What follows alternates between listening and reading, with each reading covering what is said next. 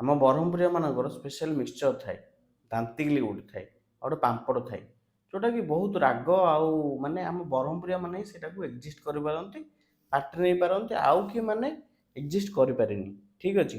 ତ ଥରେ ଆମର ଡିନର ମିଲ୍ରେ ସବୁ ଆଇଟମ୍ରେ ପାମ୍ପଡ଼ ଅପସନାଲ୍ ଥିଲା, କିନ୍ତୁ ସିଏ ଏତେ ଟେଷ୍ଟି ଥିଲା ଯେ ସମସ୍ତଙ୍କ ପାଇଁ ସିଏ ହିଁ ପ୍ରାୟୋରିଟି ହେଇଗଲା। ତ ଜଣଙ୍କର ରାଗ ଖାଇବା ଗୋଟେ ଭାଇଙ୍କର ଅଭ୍ୟାସ ନଥିଲା, ସେଇଟା କିନ୍ତୁ ବହୁତ ଟେଷ୍ଟି ଥିଲା ପାମ୍ପଡ଼ଟା, ତ ସିଏ ପାଟିରେ ପକାଇଦେଲେ। ସିଏ ପୁରା ଖାଇକି ତାଙ୍କ ପୁରା ପାଟି ଲାଲ, ପୁରା ଜିଭ ପୁରା ରଙ୍ଗ ପଡ଼ିଗଲାଣି, ବୁଝିଲେ ନା ନାହିଁ।